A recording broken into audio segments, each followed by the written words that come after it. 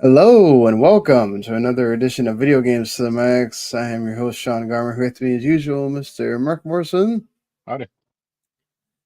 And yeah, if you haven't, for some reason, been around in games for this whole week, this has been, I think, what was promised. Lots of things coming out of the Game Awards.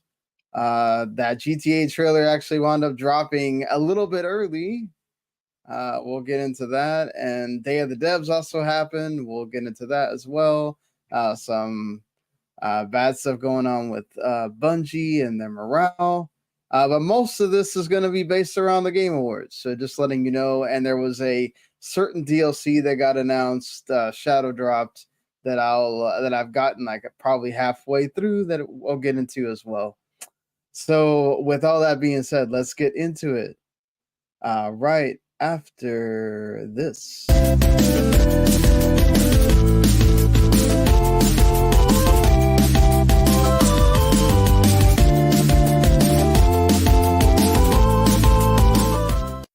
You are listening to Video Games to the Max.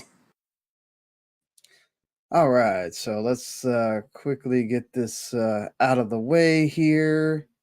We do appreciate you, whether you watch live or, what you can do usually around on Fridays around the between 12 and 1 o'clock Eastern time. We're live on YouTube, W2 Network, on Twitch, W2 Network, Facebook, all that same deal there on X and all of those things. So if you want to watch live, you can, like you could right now, or you can always, of course, watch on demand as well on the YouTube channel. If you subscribe to the YouTube channel, you don't only get what we do here, which, if you love video games, we do that here. You also get Tata Keiki that does all of the new anime stuff.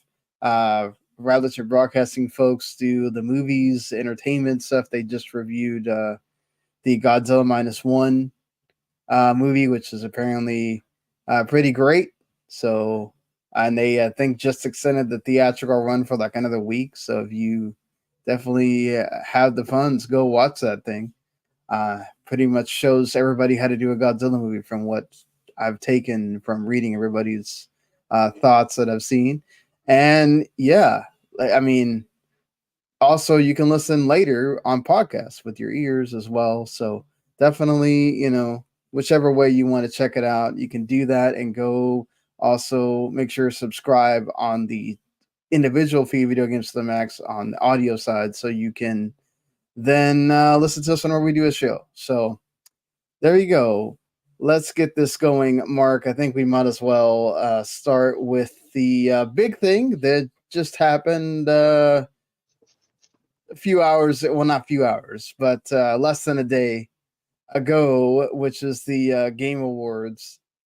I think none of the really award winners are shocking from actually who won. I think pretty much the ones we thought were going to won the categories that they won. Anything you want to say about actual award winners? Because I feel like that is the lesser part of what this show was. Not really. I mean, I guess I'm glad Baldur's Gate won. Like, there's only a toss up between that and like Alan Wake 2. Like, Yeah, the other 3 or 4 games aren't. well, Zelda could have won possibly also. I don't know. Like to me, the problem with Zelda is it's like so iterative on Breath of the Wild that Yeah, if you like had a screenshot of one of the games, you couldn't tell the difference. yeah, it would be, unless you're seeing one of the the Ultra Hand or something that was Yeah, specific but to Tears of the Kingdom. right. I could agree with you there. But I think for the most part, I mean, it did win that best. It won its category, which is Best action game interesting. or action adventure. Yeah. I thought maybe Alan Wake 2 would win that as well, but it did not. Zelda won a best action adventure. Baldur's Gate basically swept almost everything it was in, except for Alan Wake 2 winning best narrative, which I was happy to see. And Alan Hi-Fi Wake Rush 2 actually best got audio like design. I think Yeah, it actually tied Baldur's Gate 3, I think. yes, I think it did. Yes. No, Go Baldur's Gate ahead, 3 did super win happy. Go more, ahead. but It Baldur's Gate wasn't by won. a lot. Yeah, Baldur's Gate 3 won 5 awards, and Alan Wake 2 won, I think, 3. Or I mean, Alan Wake 2 yeah, / Remedy. yeah. I mean, also one of them is like best community support, so it's a much different award than Yeah. the other ones, but still good that it won. Glad Sea of Stars wound up winning best independent game, instead of the one that was an independent game, Dave the Diver. So Surprise for Chia, but that's good. the one So thing that was kind of weird to me was Cyberpunk winning best ongoing game. It's yeah, like, yo, man, that game is over now. And you would have thought that they would have corrected putting it in there and having one of the actual ongoing games win, but it did not happen that way. yeah. I mean, I guess you could sort of call it a best ongoing game, but Well, it's because they not. have been patching it and stuff like that, and they added the expansion. But I mean, by that metric, they should rename the category to like the No Man's Sky Award for best ongoing game. yeah. And to no surprise, Baldur's Gate also won the fan players vote award as well. Which, I mean, get good that those line up sometimes, because there are other times where Game of the Year is nowhere near what the player's voice one is. So Well, yeah, it's good that no one was hacking it or anything. exactly that too. And I'm happy Final Fantasy 16 at least won the best music award, which totally deserved there. So the thing with the awards, though, is, and this is a lot of talk that's come out after the Game Awards were over, aside from also apparently you make this big deal about the feature class and then you put them in these terrible seats that are blocked by the person controlling the camera the whole time. That seems like a very bad oversight by Jeff. I don't know why I you mean, make a deal about them and putting them in seats and then have them blocked the whole time. there were a lot of bad decisions at the show we'll Yeah. get into. So the main thing that seems to be the big talking point, which I agree with, is what's the point of even having awards if not only are you going to have 5 of them shut off in one go really quickly, but then you're not going to give the developers time to talk, while you also make a big point at the beginning of the whole ordeal to say that this is about celebrating games and the people that make them and all of that stuff, and you're basically lying to the entire audience by what you decided to do during this show, which I don't know, man. It just rubbed me the wrong way. Like, it really made me feel by the end of it, just call this Winter Games Fest and get it over with. Yeah. I mean, I don't mind it in the pre-show with that Sydney, I think, that girl. Yeah, Sydney Goodman. Mm-hmm. Who gives a shit about the esports crap, honestly. Right. Now, I mean, the esports category, I don't know that that needs to be there anymore.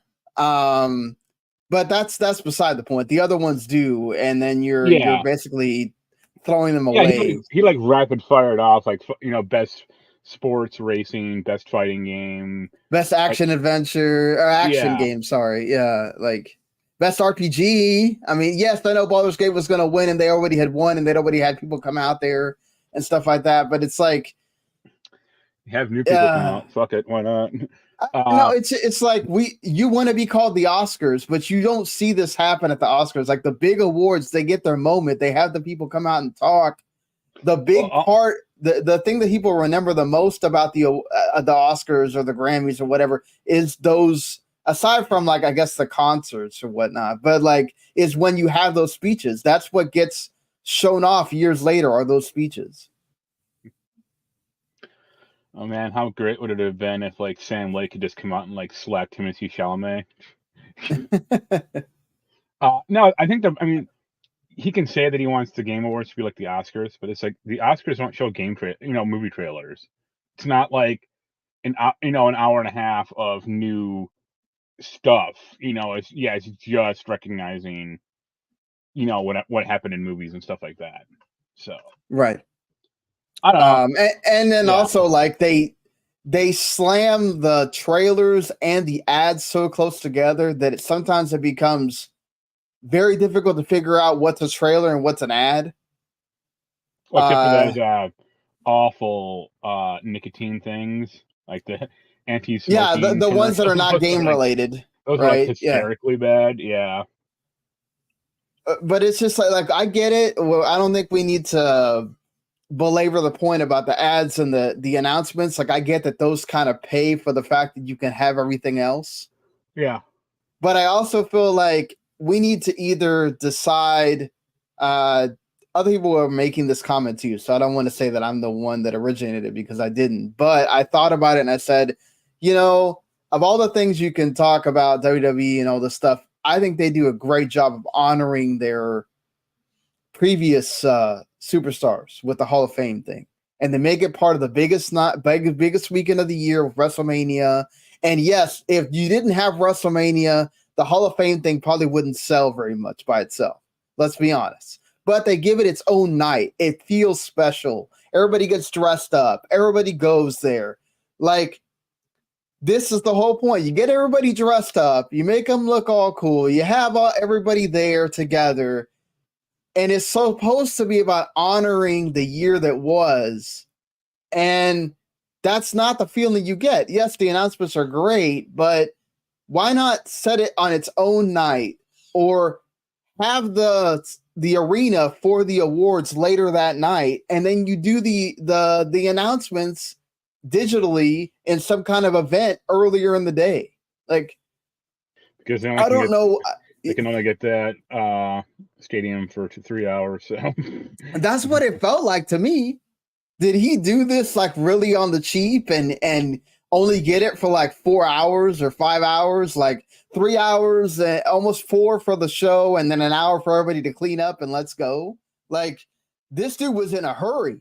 He was in a hurry the whole time, and it's embarrassing to have a clock that's counting down and then tells you to hurry up, please wrap it up, please wrap it up. Like, yo, I get that they made the joke at the beginning with Christopher Judge. Yeah. And that's cool. I thought it was going to be a joke. I thought they had changed. Like, oh wow, they started at the beginning with an award, and they had somebody come out. It's like, here's the thing. Like, I guess I don't really mind that. Like, you don't need to have people come out for every award. Like, no, they don't. Especially for stuff like multiple awards. Like, I guess I'm glad Sam Lake came out twice to pick up crap. I mean, he actually came out the third time also. Which we'll get into. But, yeah. Picking up an award for Star Rail or, Mario Wonder for multiplayer. It's like, you don't need to have like a big production. My bigger problem with that thing, honestly, was like the forced bits. Yes. I didn't mind the celebrity stuff. It wasn't as bad as it was like last year or some of the previous years. They still went on for a little too long. But like the Gonzo thing was terrible, and the worst one was Kojima. Yeah, it feels like it's like Jeff wanting to flex that he has friends in entertainment, and then, oh hey, I get my moment with the Muppets, and it's like, yo, the Muppets aren't like the big thing that they used to be. Yeah, not like the Muppets. That Dr. T show just got canceled on Apple Plus. So it's like the Muppets haven't been relevant in the past 9 years at least since that first Jason Segel movie came out. Well, they had that like show, I think, on Disney Plus or whatever that they did for a while. The Dr. T thing just got canceled. Yeah, it only lasted a season. And if you're gonna have Muppets come out, you should have had just the Reggie Muppet and have Reggie voice him. Yeah, or just have Reggie come out and do the joke. Like I don't know. It sucks that this. I can't remember his name, but the guy from Shang-Chi, like talking about his Simi Liu or Simi Lao. I messed up my foot for like 3 minutes. Like, yo, come on, man. Like, it felt like, oh, if you're going to promote a game or you're an actor or an actress, you could take all the time you want, but the devs that are here talking about their award and being happy about something, oh no, we can't have them have their time. Yeah, I joked about Timothy Chalamet. He was actually fine. Right. He just basically said, "Here's the award," or here are the nominees. Here's the award. That's it. Exactly. Right. He didn't go like, yo everyone go see Wonka, like, or he didn't make some big production out of it. It's just like, nope, here it is. I'm here for a minute. They paid me and I'm out. Yeah, I mean, like, okay, you have Matthew McConaughey, whatever. He's promoting a game. Let him have some time. Which he Yeah, wasn't in that game trailer at all. That was the funniest bit. exactly. It's like, what are you? Are you He'll be in voicing that some game for like character? 3 minutes, if that. Yeah, it's exactly like he's not. Is he going to have a big role? We don't know yet, but it feels like he's not. And then we just had him come out there just to be able to be like, "Yo, Matthew McConaughey's here," and it's like, this is a digital. People will watch this whenever. It's not going to get some. I don't know that I'm going to have somebody come in and go, "Oh, watch this Matthew McConaughey." They're going to watch it for the 5 minutes Matthew McConaughey's on. They're going to go watch something else.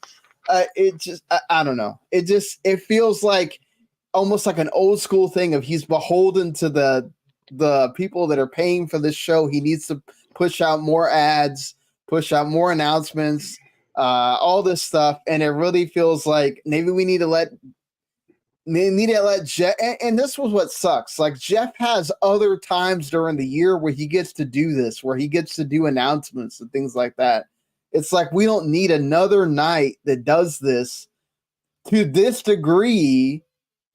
And it feels like because this show keeps getting bigger and bigger every year, he keeps getting more and more announcements. And maybe some of the big ones are coming together at the last minute. So he's like, oh, well, we got to have this in here. So let's push this other stuff out of the way.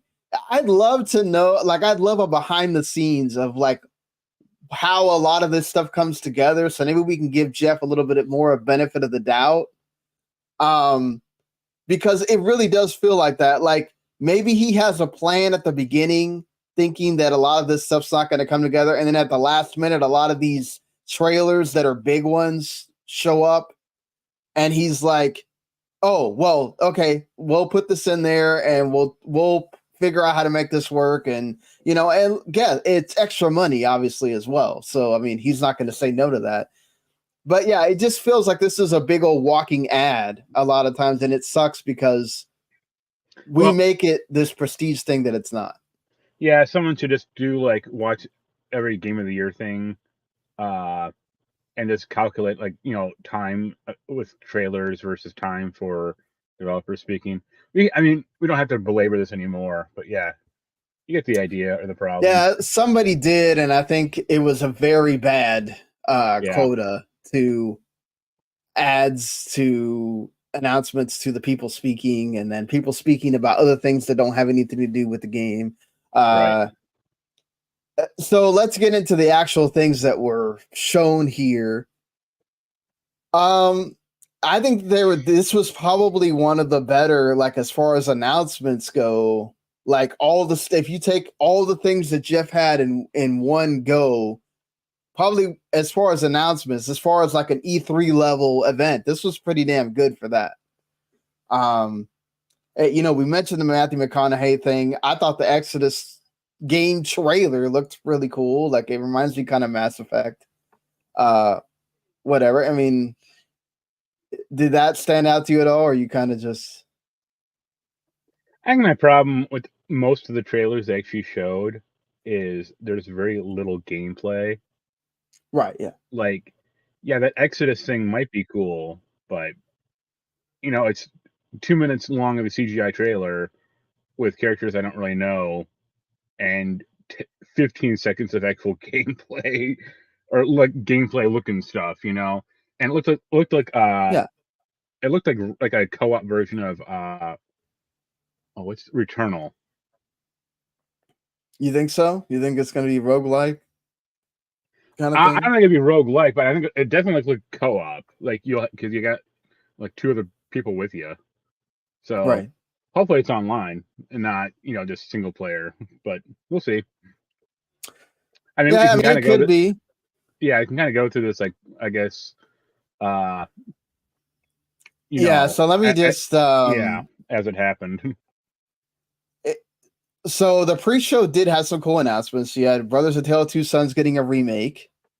So if you haven't played that, I'm assuming this will be the great way to play that. We'll see. Dan Mullins got to announce his new game, which is Pony Island 2, Panda Circus. So, and Pony Island 1 was freaking amazing at how weird it was. So I'm excited for that. Dead Cells devs get a new game called Windblown that has like anthropomorphic bat peg looking thing, and this looked cool, the animated trailer. So yeah, and then they had, I think, a World of Goo 2, That was cool. and I'm that looked cool too. Interested in that, yeah. I think it had some other things, but that's kind of like the big hits from the pre-show. They had some decent stuff on there. And then you had, I think Windblown was actually on the actual awards. I'm sorry. But you also had a God of War Ragnarok getting a roguelike. So this is the second game that Sony has announced in mere days that has a roguelike mode, along with Last of Us Part 2 remastered as well. Yeah. Called God of War Ragnarok Valhalla. I feel like you're going to confuse people with the Assassin's Creed Valhalla thing, but whatever. No, that seems too old. Yeah. What do you and it's coming out next week, by the way. Also, like, any thoughts on this? I looked at that trailer. It didn't look like you had the kid with you at all. So I think it's just like no, you don't. Yeah, it's just a Kratos only thing. I don't know. Might be cool. Like, if I have to like replay it to get better weapons, or to unlock whatever you want, or to be like some run-based thing.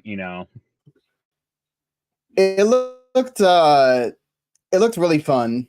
If you like roguelikes, and then of course it has the God of War combat, which is great. So why not tie those two together? Good little way to give somebody to give people a chance to play this, play another thing for God of War, and Sony needs to kind of bridge the gap because they don't have a big first party thing coming out next year. But by the end of this, I feel like they did a good job of telling you, okay, here's what's coming out at least till the end of March. So they did a good job between this. Yeah. See, go ahead. It's weird. I actually think of the three, like you say, Sony didn't really announce a big game, but they're still doing better. Like, I don't think Nintendo showed anything. And Nintendo showed nothing. Except for announcing 3 64 games coming to Switch Online in a tweet. Finally, 1080 snowboarding. All right. Yeah. And I don't think Microsoft showed anything either. Yes, they did. What did they? Hellblade 2, which was the next thing I was going to talk about. Okay, yeah. And also Blade is made by Arcane Leon. So yeah. Also the Kojima thing. Yeah, but that's not showing anything. That's just... We don't really know what that game is. They made a big deal about, it's a movie game. Oh, it's also a game. Oh, it's also this. It felt more like Jordan Peele was so happy he got to stand next to Kojima that they both were just like, all right, let's go through this. I mean, look, it's a cool concept after Silent Hills failed to have that. I guess what I'm saying is, like, Sony showed actual games, Microsoft showed potential ideas, but Microsoft. Well, Hellblade 2 is an actual game, but yeah, I agree with you. Yeah, but they didn't even show that. Like, they just showed that that concert thing. It's like, okay. The trailer they showed had gameplay, had combat in it. Yes, but it's tied to a musical number. Like, you're missing that point. Like, they just didn't go, yo, here's a Fable trailer, or here's the because I'm sure it's gonna get it. Here's not Star Citizen. What the hell? Starfield? Yeah. Yeah, here's Starfield DLC, or anything, like, just off the cuff, I mean, yes, they had Hellblade 2 stuff, but it's tied to that. I mean, that's also a pretty well-known thing, and it's also tied to that concert. Like, I'm just saying, like, they didn't show anything new. except for Blade. Okay, fine. I'm just saying God of War Ragnarok DLC was not expected. It's free. That's cool, but it's not like it's something new either. Right. You know, the Ronin game we already knew about as well. If we're going to make big deals about it, it's great that we got to see more of it. I'm really excited for that game. I don't know why you need to make it come out the same day as Dragon's Dogma 2, but that's I guess beyond the point. I guess we always have to have games that are just fighting it out on the same day when you could literally pick any other day of the year. And what Sony also has, I think the Last of Us Part 2 remastered coming. They shut off Helldivers, a small little trailer for Helldivers 2. And I think they have something else which I can't think of right this minute. But like I said, they did a good job of outlining their next year. If we're going to talk about that, yes, Microsoft did nothing to tell you what's coming out next year because we still don't know when Hellblade 2 is coming out. And yes, I agree with you. Both of those other games they showed, we have no idea when they're coming out, how far in development they are. Kojima still has Death Stranding 2, which we didn't see on this showcase, that has to come out before this game, you'd imagine. And it, so yes, I agree with you in the principle that Sony did a better job of telling you what's happening this year.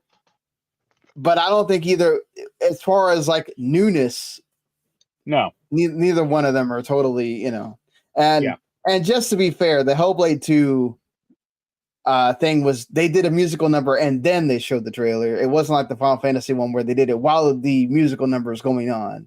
No. But which also sucks because they didn't actually show the whole trailer.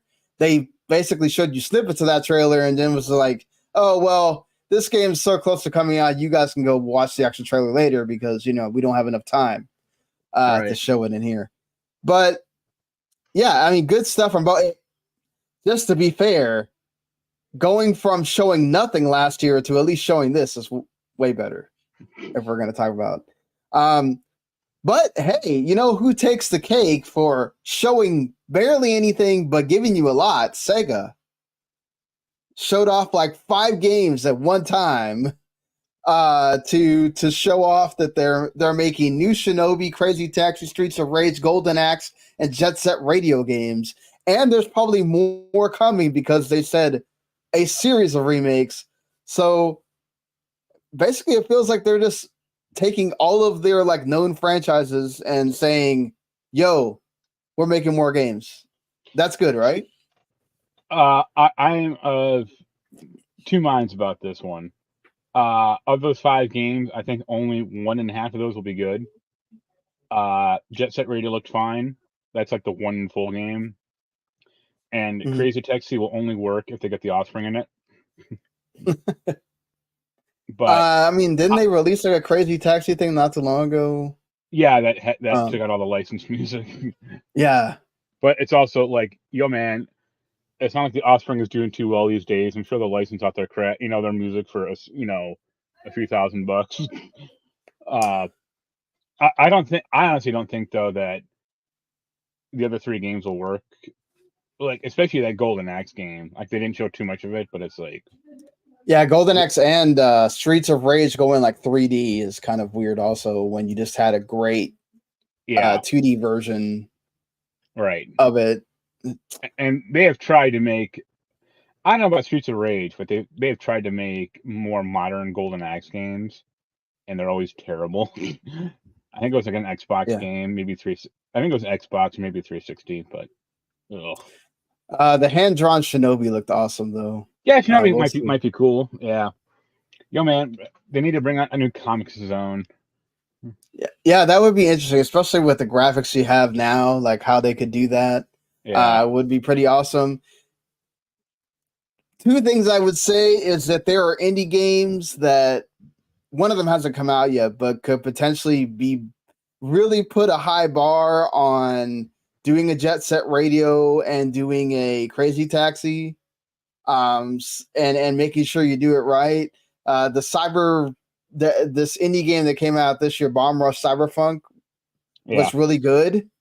And that was kind of like a new Jet Set Radio when we didn't know there was a Jet Set Radio coming. So and I think that Parcel Core game there's a demo out on the Xbox right now because they have that Game Awards like demo stuff that they do for Summer Game Fest. It's happening for Xbox now as well. Played a little bit of that. That was fun. So, it will be cool to see how they can make that different from the indies that have made those since then. Right. Interesting. This I love Dead by Daylight, but I don't like the fact that it's a 4v1 game. Like I love the concept of it because I love horror games.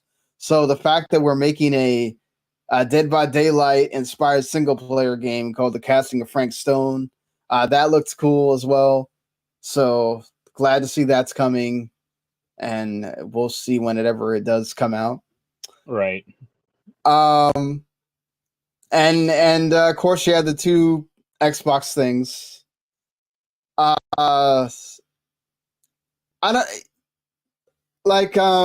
I don't know what to make of the Kojima thing. I feel like we need to know more about it because he kind of said it's like 3 or 4 different things in one.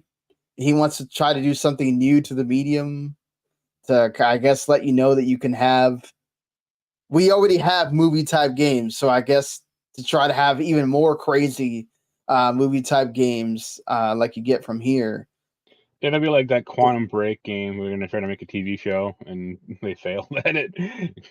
Yeah, I mean, it does have a good cast in here as well, and then of course having the Jordan Peele like collab, who makes amazing horror movies himself, is interesting.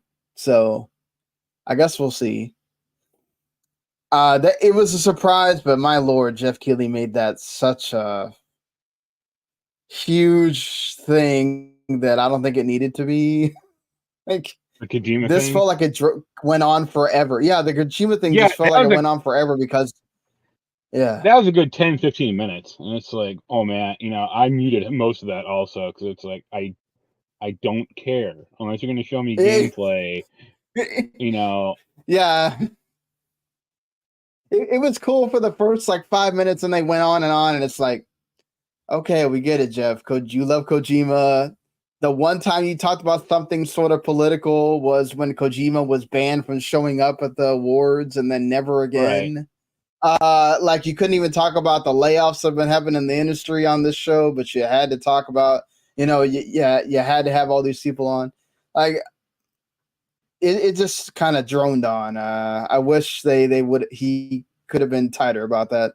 The one that I felt like it was a total surprise because I don't think anybody really had sort of announced this at all was that Xbox finally has their Marvel game with Blade, and Arcane Leon is making it. Of course, you automatically have people compare that. Oh, you can't let Arcane make a vampire game. Look what happened with Redfall. I don't think we need to just say that they can't make a game in an entire genre because the other Arcane didn't do well with it initially. Any thoughts on a Blade game? It might be cool. I like Deathloop quite a bit.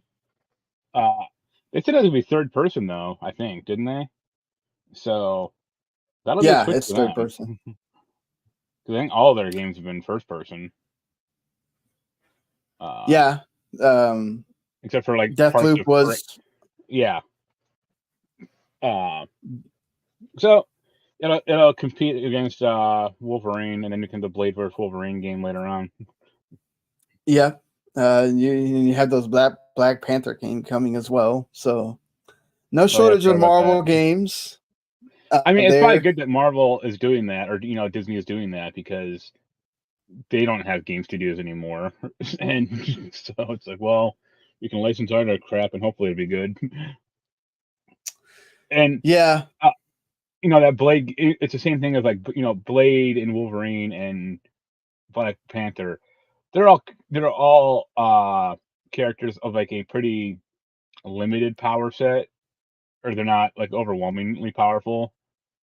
So there's still some like that's always the problem of Superman games. It's like, how do you weaken Superman? Yeah,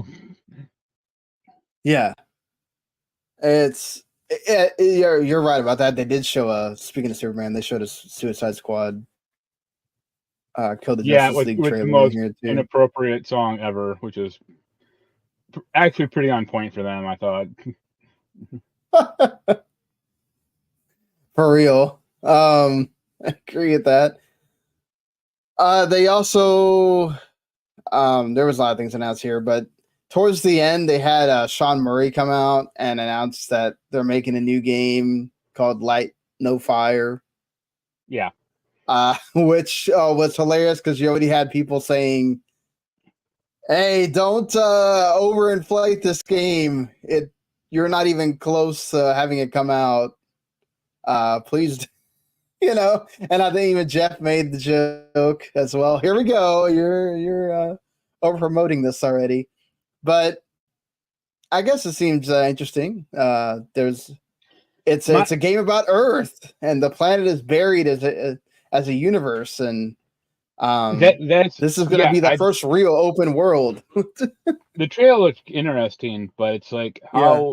how big is this game gonna be? Like for a few hundred people playing it, that's cool. But for the potential millions of people playing it, are they just gonna be like Yeah. running into each other constantly, or just I just thought about the logistics of it, like how, like, let's say you and I are playing, but we're on like totally opposite ends of the earth, literally. Like, how do we just like transport to each other, or do you have to like sail across the Yeah. Atlantic to hang out with you, or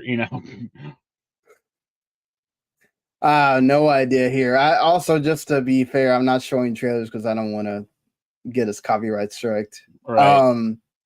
So avoiding that at all costs, really. Because I don't know which ones are and which ones are not gonna do that. So another one of the big ones that was kind of announced towards the end, Monster Hunter Wilds, which I guess is the sequel to Monster Hunter Worlds. You were a big fan of Worlds, even reviewed the I was DLC and everything. Like, what do you a think partial about this? fan of that. It looked fine. Like, it seemed to have like a much greater emphasis on taming bees to riding that thing around. Right. Yeah. So it looks fine.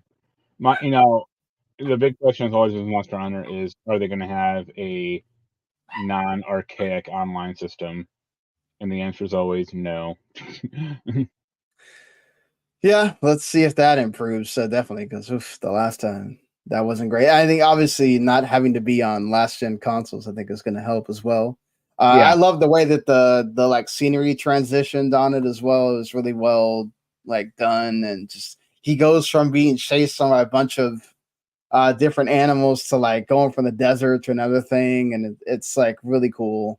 right. So yeah, let's see how. I'm sure that we'll get more on this as the time goes on, but that's not coming till 2025, which there were plenty of games that also got announced that were not till 2025. The Untitled Goose Game, next game from them, Big Walk, also is 2025. So, hey, I guess Grand Theft Auto 6 made it to where, hey, you can announce that a game's not coming till 2 years from now or whatever. So why not? Yeah. So I guess some other things. I'll leave the DLC talk for towards the end. That way I can just go ahead and talk about what I played or whatever of it. Some other things I guess I got announced. This Harmonia musical, which looks really cool. Looks like it could be like just as good as some Disney stuff that has come out recently. Not as far as quality. I'm just talking about like the animation quality and the fact that it has like sign language and cool and stuff. That's pretty cool. It's coming to Game Pass and Netflix. Thumper has a sequel. It's called Thrasher. And apparently it's even faster than Thumper, and it looks cool. So It also I'm looks good like with that. a big VR game. Yeah, that too. They got a trailer for Persona 3 Reload. We already know when that's coming out. The Metaphor ReFantasio, though, that looks awesome. We got more gameplay of that, and yeah, man, I'm excited for that game. Yeah, Any I'll be curious to see what collector's edition comes out with that. Yeah, and a kind of a surprise. Dredge is having DLC with Dave the Diver. It feels like it's like the Dave the Diver characters inside Dredge is what I got out of it. Coming December 15th, so that's coming in a week, Yeah. which is cool. Unusual June also look cool. It's the new game from Bungie. And they announced that the Prince of Persia Lost Crown demo is coming January 11th, a week before the game. So I'm excited because I love Prince of Persia. So getting to demo the game before it comes out, I'm totally down for that. If you remember Ikumi Nakamura, the very excited lady that was there to promote Ghostwire Tokyo many years ago, she has her first game. Forgot what is it Unseen, I think is the name of the studio. The titles, the game looked kind of cool. It's kind of like all animated, sort of called Kamori. And if you want to talk about animated, that No Rest for the Wicked game also looked really awesome from Moon Studios, the Ori team. Do you think that lady sticks around for this game? Unlike with Ghostwire Tokyo. I definitely think so. She looked very excited about this actually being her game and a vision with that. So, Yeah. yes. Visions of Mana is the newest Mana game that's coming as well next year. What do you think about that Dragon Ball Sparking Zero? Looked like a bad Dragon Ball game. Just like, yep. We're back here again. Back to this. Kind of surprising. What do you think about this? Like an actual Jurassic Park survival game? That looked cool. I'll give that a shot, possibly. Especially since it's not some like online multiplayer focused thing. It's like building a base. It's just survive against the dinosaurs. Although I think the chick in the trailer was really dumb when she's like waving on her flashlight. It's like that shows you where the that alerts you to where the dinosaurs are, but they can also see you. So right. I'd probably turn that one off. But yeah, looks cool. Anything else you wanna talk about there? Or? I don't know. That Don't Nod thing might be okay. That Lost Records. Yeah, that looks cool too. The Don't Nod. It made me think of that. I don't watch it, but that Bumblebee or whatever the hell that show is with Christina Ricci. Okay, I think I know what you're talking about. Yeah. Oh damn it. Oh, Yellow Jackets. That's it. Yeah, you were close. Yeah. And there was something. Oh, that Black. They keep showing trailers. The Black Wukong. Yeah. The Black Myth Wukong. Yeah. That might be okay. That studio has some allegations on it, which isn't great. But yeah, you can't forget the biggest two pieces of news. Skull and Bones has their 9th release date, which I'm sure they'll be blowing in a few months. Yeah, February 16th now. Yeah, and I was surprised that Twisted Metal 2 got a season 2. I'm not surprised. It did well for Peacock, actually. So, I guess I mean, Peacock said it was one of the highest things that's been watched on there for a while. Okay, I just remember like when it came out, it had, I would say, practically no buzz, and no one talked about it except for like us and a few other, But it was really like a gaming related only thing people talked about.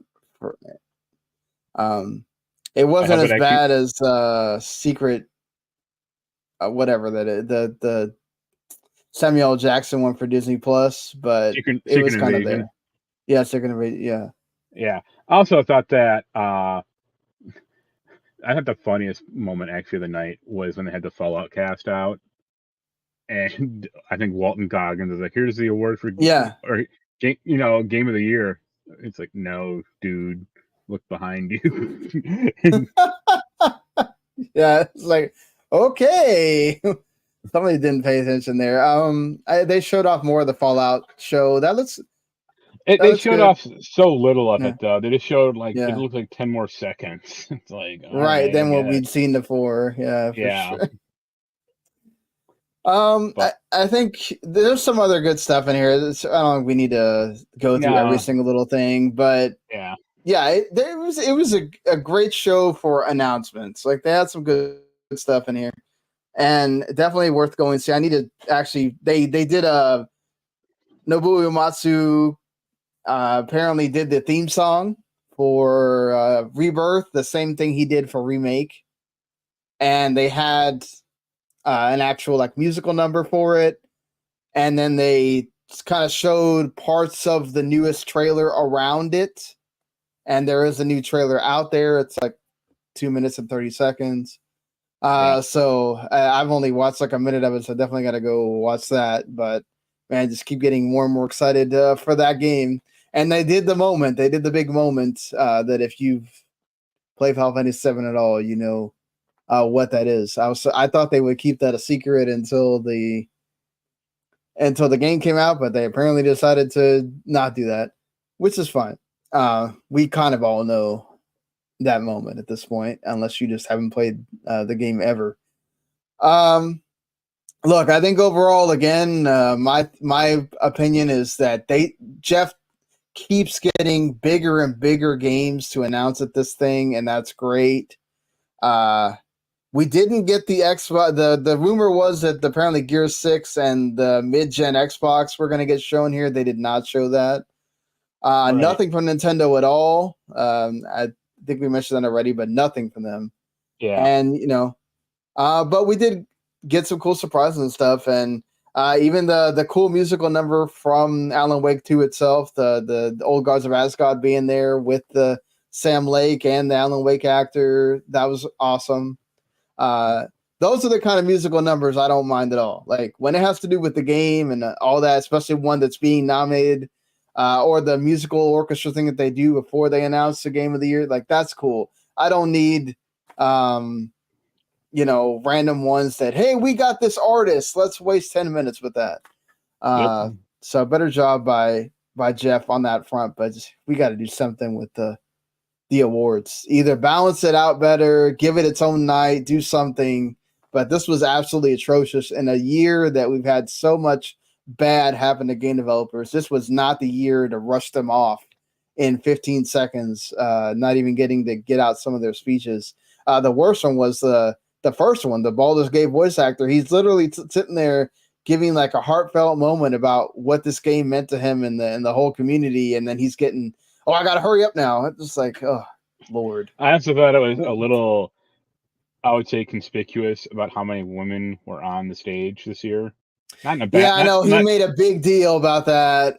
Not in like wholly a bad way, but it's like, okay, you made it too much. You made it a little too obvious now. Like, well, but okay, you do need to correct that. But also, some of them he was still like rushing them off, and right. And even the like two of them, he could say he did it for Warframe, and it's like we're rushing them off so that we can do the trailer, and it's like, oh god, it's like, man, we shouldn't be doing this thing where we feel like we got to rush through everything. Look, I get it, we don't need to be the Oscars and go 6 hours either, but it really just felt like he was in a hurry the whole time, and it doesn't give a good vibe at all.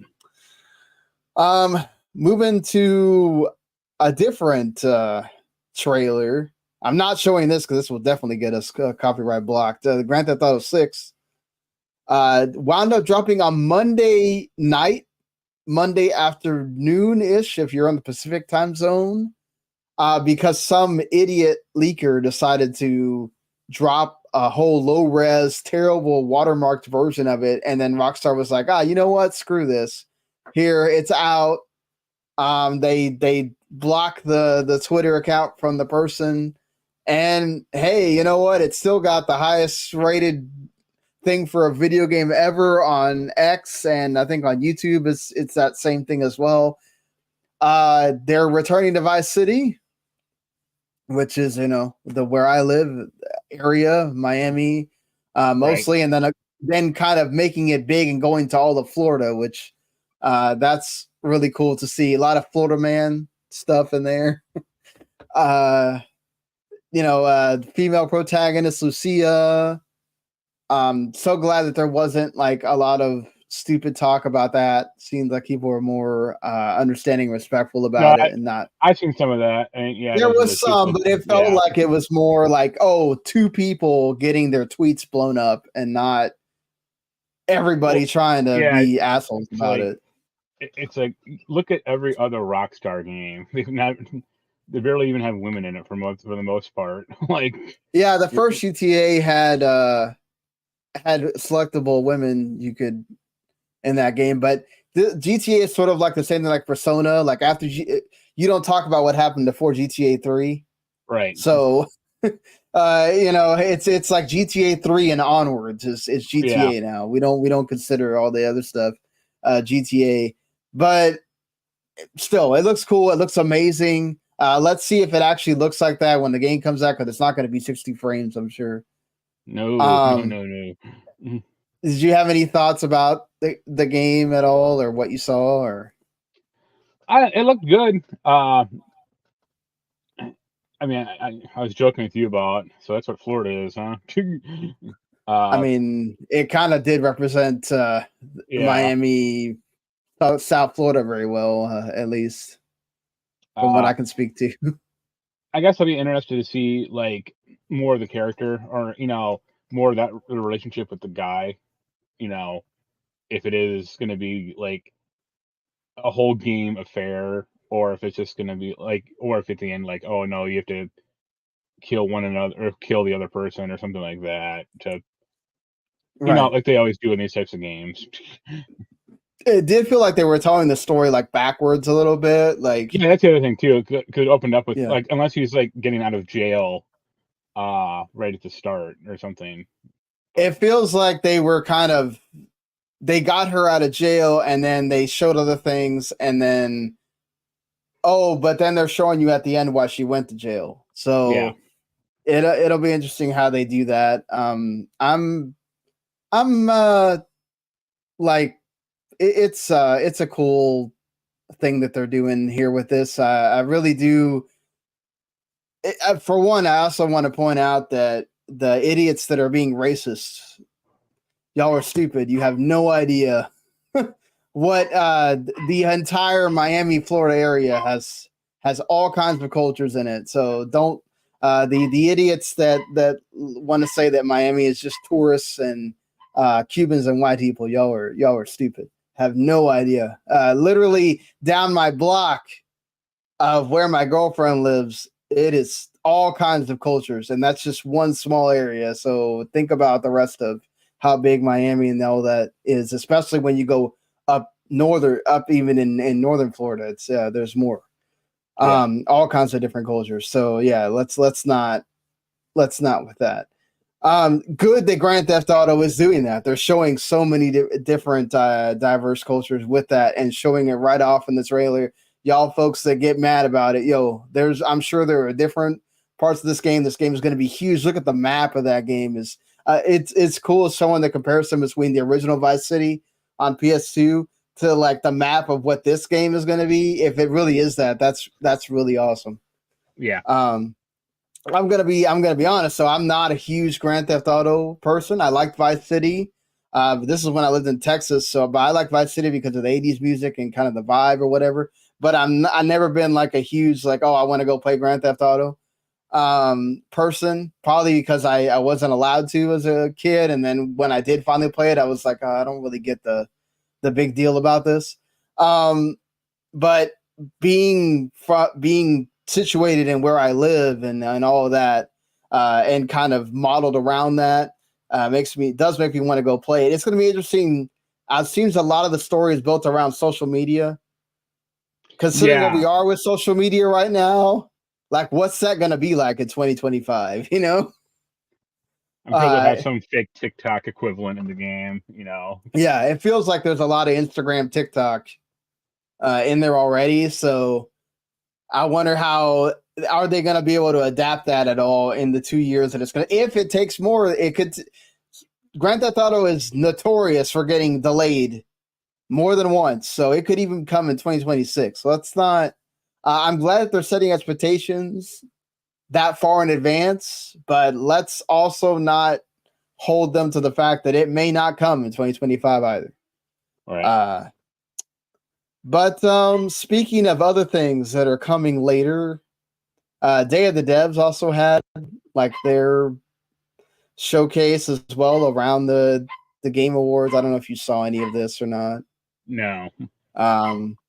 They had some really cool, like, just I love Day of the Devs because they have some like really interesting games that you don't necessarily always see at these indie showcases. Some of them you have seen, like Ultros, we've seen before.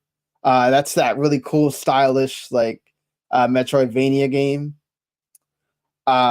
They showed that off in here, and I think we've seen Holston before, which is like the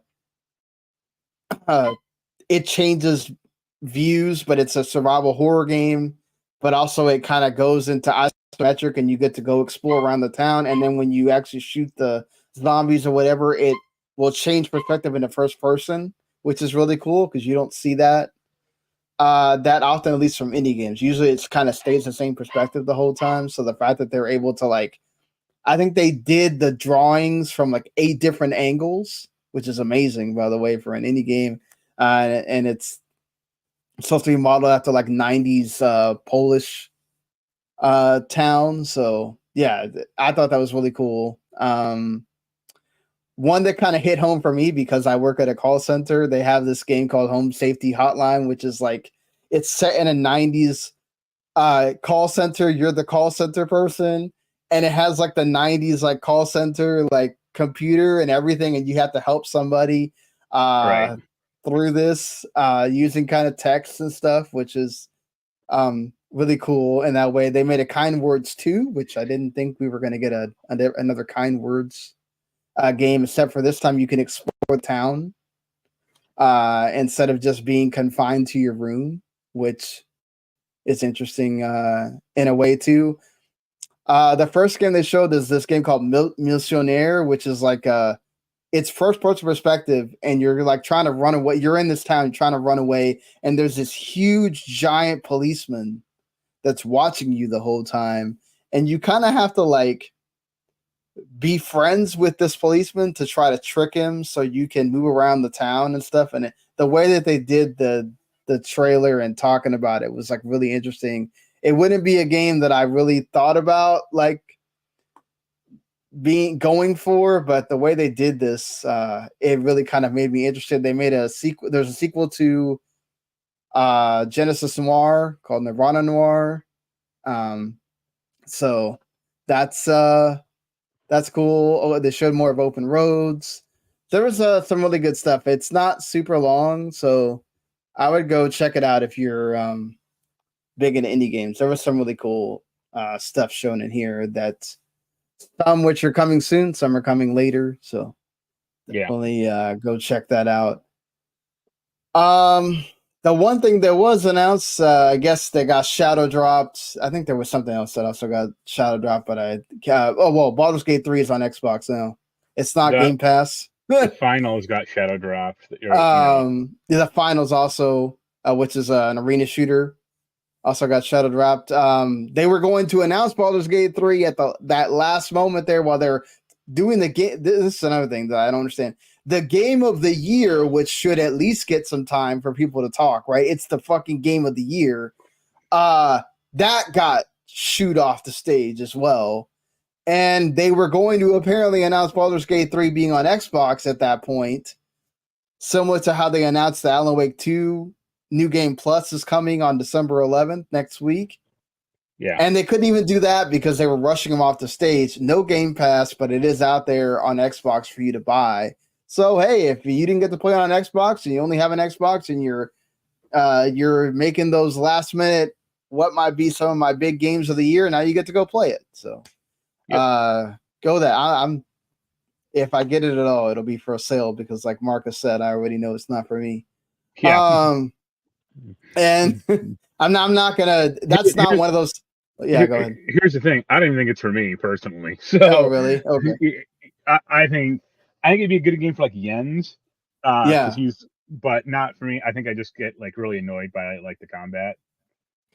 Yeah, that's the one thing I think people have said that like the story, all the other stuff is cool, but the combat is not necessarily the greatest. Speaking of something that maybe isn't the combat might be the issue.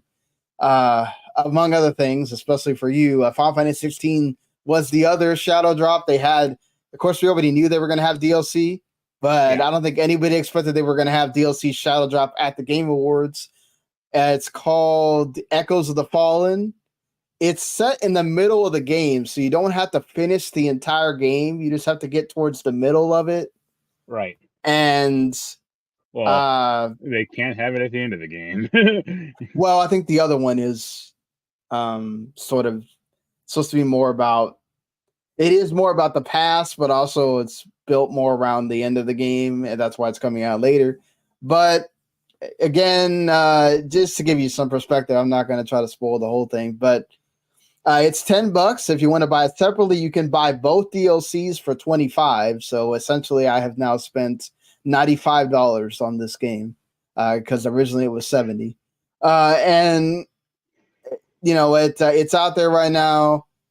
It's essentially they come up with a story about how there's a separate mother crystal that was made by the Fallen, and you need to go investigate that.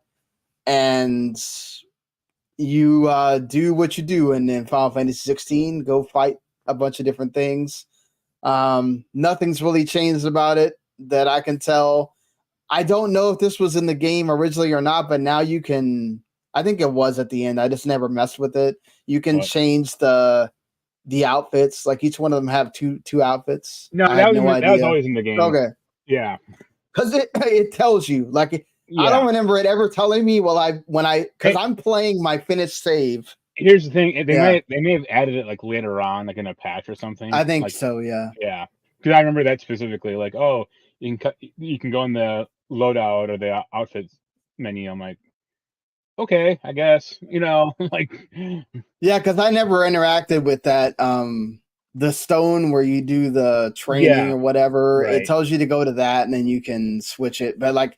I'm using. I also hadn't ever touched my finished save after I beat the game, so when I'm loading it up for the first time, it tells me that, I guess, and then you have to go talk to Karen to start the Echoes of the Fallen DLC, and then it begins. So I think I'm probably about halfway through it. I know I played about an hour and a half. I've already fought a cool boss. He's kind of cool. He feels like an amalgamation of like 2 or 3 different bosses that you fight in that game. So I'll see. I'm sure it won't take very much longer to finish it. It feels like it's not very long. I'm hoping that the Leviathan one, that's obviously the lost icon, will be much more interesting and maybe give you an ending that you didn't get that people were clamoring for. It feels like at the end of Final Fantasy 16. So. Yeah, I think for $10, if you really like the game, it's worth getting. Supporting them, never a bad idea. Just I know it will not do anything if you don't like this game, like Mark. I would not go and spend $10 to go get this. I don't think it's going to change your mind at all, especially because there's a section where you can't use any of the icon abilities, and I'm just like, oh my god. This is really showing the bad parts of this combat system. You truly realize how shallow the combat is, and you can only press one button at a time, or one attack button. And especially because it's like I'm playing it on my original finished save, so it's not the Final Fantasy mode save, so it's a lot easier than I have come to get used to with that game. And it's like, this is the one part that I did not like. After you play Final Fantasy mode, you don't want to go back to the other mode because the difference in the challenge is very different. And I also changed the way I played. I'd use different icons at that point. So like going back to my original set, it works, but it's like, man, the other one was a lot more fun. And yeah, just whatever. But still like Clive, still like all the stories.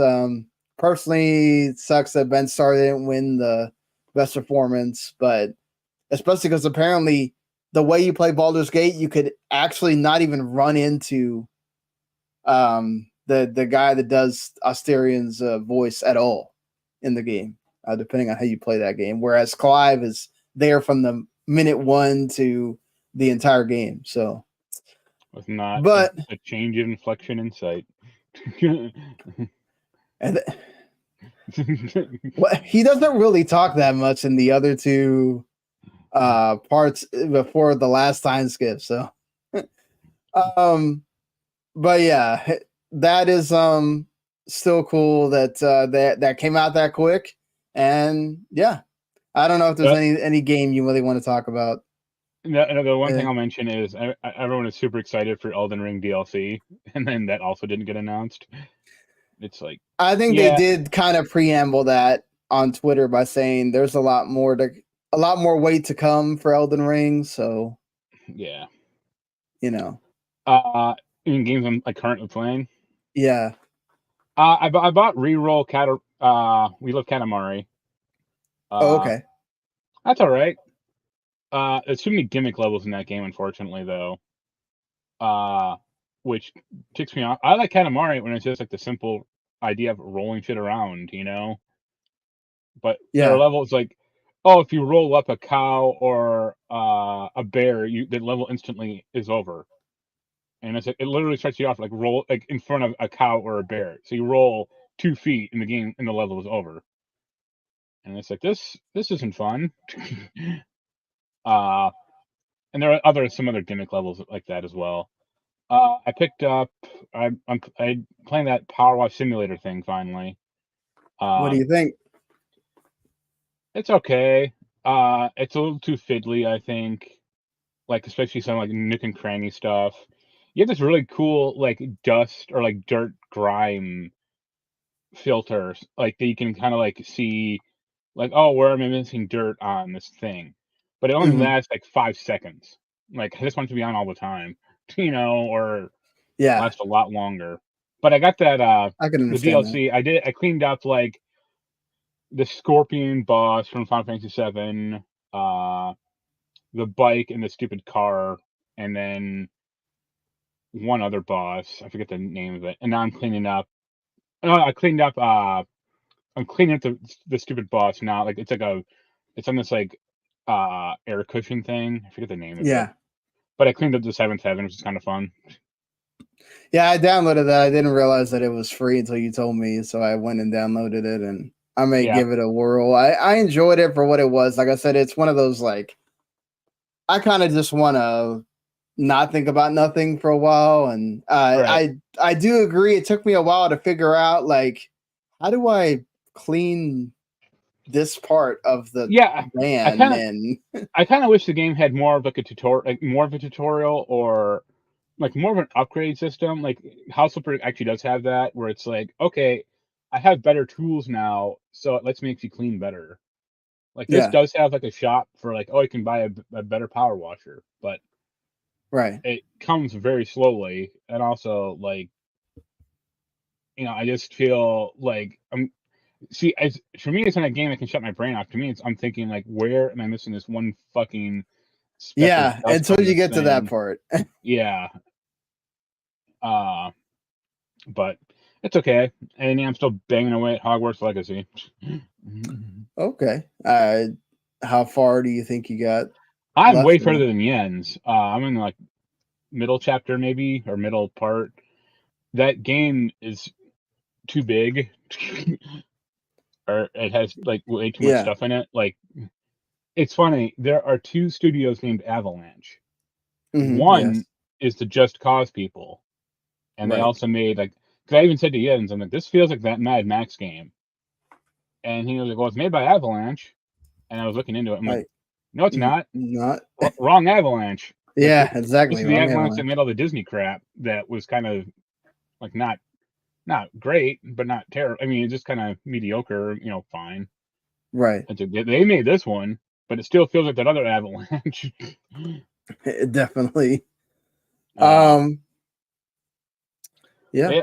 Yeah, I gave you the hit that Ever Crisis on Steam, so Yeah. I keep playing that on mobile. yeah, on mobile and BlueStacks. Just because I don't need the 4K 60 whatever, my laptop can't do that. Yeah. So you know, I'll just keep it on the thing that it's on. I think there's a lot of stuff you have to do in that game, and it's just a game that I put on to let it do all of the things that I need to do to keep growing Cloud's power level so I can go on to keep playing the Nibelheim part of the story.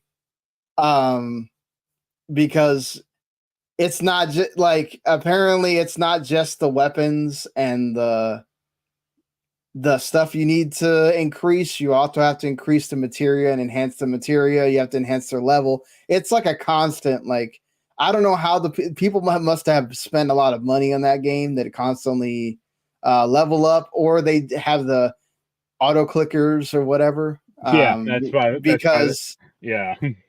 because even doing the thing where it auto plays the battles for me, I feel like I've already spent 2 whole work shifts with this game on, just barely touching it to synthesize materia or enhance the material that I got to do, and then put it into the thing where it has to do the battle. And I feel like still his power level is like nowhere near where it needs to be. And I guess I'm like, okay, I guess I gotta freaking grind more BS. Yep. And it's not a fun. It's like, it doesn't feel fun. It just feels like a thing you do to experience the whatever cool story moments that you do, which is, yeah, I don't know. Yeah. So it's not. I will say it's not one of those gacha games that feels like they push you towards spending money. They have a lot of different events, like the Final Fantasy 9 one. Now they have a holiday one where you can get Santa Tifa and the other girl Lucia that's part of the first soldier crew or whatever. Like, I appreciate that they aren't trying to push you to. I mean, it does show up. They do tell you, oh, you have packs you can buy, whatever, but they don't. It doesn't feel like, oh, well, you need to spend this to get this, like other gotcha games do. So I appreciate that part, but it's just, there is a grind to it that it feels like if they didn't have auto battling, I probably wouldn't even be bothering with this game anymore. So yeah, that's one thing about it. So people that are want to download it on Steam because you like Final Fantasy VII, the story parts are cool, but they're also like just Final Fantasy VII. It's just like an abridged version of Final Fantasy VII, and you do get the new character models and the new character portraits, so those are cool. But again, those cool moments and the moments where you get to explore around, which you do get to explore around the like Nibelheim mountain, but that's when I got into I hit the wall where you have to fight the dragon, and you fight the dragon by yourself as Cloud, and it's like, yo, my power level is not even, my power level was like a 17,000 and you have to be 31,000 Right. to be able to beat the dragon by yourself. And it's like, yeah, this is going to take forever to grind to this. Yeah. So yeah, just be aware. So like the one sort of news story I felt like we needed to cover, because the other ones are more layoffs at Embracer and layoffs at Codemasters, which both very unfortunate, and sucks that we're still going through this, and 2023 isn't over. We're still going through that, but And for 22 more days. yeah. But the bigger scare is with Bungie now, because apparently a story came out, a very well done reported story by Rebecca Valentine at IGN, and she basically talks about how essentially something that wasn't talked about at the beginning when this whole deal was made for Bungie is that there is a part in the clause of the contract where if Destiny doesn't hit certain goals with profits or something, they have to reach certain goals at the end of every quarter, right? If they don't reach these goals, Sony could decide to dissolve the current board, which includes Herman Hulse and various Destiny people, and then just close it and make it part of Sony. So it would essentially be like Bethesda is with Microsoft, where they still try to make Bethesda be by itself, but it is fully owned by Microsoft, whereas Bungie is an independent subsidiary of Sony at this present moment. But that can be changed. And so morale is apparently very low at the studio because now everything is pointing towards Final Shape has to be amazing, or pretty much Bungie is not going to be Bungie anymore. It's just going to be a studio owned by Sony. Right. I mean, you have any thoughts on I don't know. on this at all? I know people are kind of being like doom and gloom about this, but it's like Bungie hasn't had a great track record lately, even before the Sony acquisition. So Right. it's kind of their fault, you know? Like, people aren't happy with Destiny 2 at the moment, or haven't been for a while since that last expansion, which is before Sony bought them. So yes, they were already working on Final Shape before Sony bought them. Then Sony bought them. Sony's used them to do their games of service thing. Then they've now pivoted where they want to do less games of service. Yeah, but Bungie's still there. So no, I don't mean the final. I meant the not the Final Shape, but the Last Light or whatever the fuck. Yeah, Last Light. Yeah, Last Light. Yeah. So, it's a little on. I mean, it is on them. So, and they're also doing Marathon, right? Yeah. Which that's the thing. Is like, what happens to Marathon? Yeah, I have a friend working on that thing right now. Does Marathon then become? It's only going to be on PlayStation and PC. Do they remove it from Xbox if they then fully own it? Does that clause of being everywhere on everything go away then? Because they are fully owned by Sony at that point. It feels like, along with the recent layoffs, there's people worried that basically if this doesn't hit, there's going to be more layoffs, right? And now we know why the Destiny folks that are at the head of the table on the board made those cuts, because they were worried about they weren't going to hit those goals, which they didn't, right? Right. And then if they keep not hitting those goals, I mean, that's what's going to happen. Yeah. Here's the thing: it's not like they missed the goal by like 1 or 2%. Like that would be justifiable, or that that's right, fine. Right. They missed the goal by 45%. That's a drop, Yeah, it's a big drop. I mean, drops happen in between, expansions, or in between big content drops normally for those kind of games. Yeah, but not to that degree, I think. And also, I don't think like the buzz around Destiny 2 is. I mean, at this point, it's an old game. Yeah. So I wonder if at some point Sony will just, if it becomes part of Sony, do they just say, "Look, we're just going to start fresh with a Destiny 3"? Right. You think that could actually happen, or? Yes, but only if the E in Destiny is a 3. I mean, yeah, this sucks. It sucks to see another studio you just got bought, and we don't know if this is going to be even worse for them. Than what it's sitting but at. it sounded like if they didn't get bought, it'd be a lot worse. Yeah, exactly. No, I mean, they said that in the previous, when they did the layoffs, like, we would have had to lay off way more people if Sony didn't buy us, right? Because they spent, what is it, like half of the amount of money that they spent on buying Bungie was for retention of workers. So, or at least a really good chunk of it. So that's the thing, is just, yo, this is not. It sucks. It sucks to see. But it makes me think about, like, again, aside from the big heavy hitters, which, Fortnite announced that Lego Fortnite thing, and apparently there's a whole music mode coming to Fortnite that Harmonix worked on, which sucks that that's what Harmonix is doing music for Fortnite. But yeah, I feel like we're again turning another page in the games of service.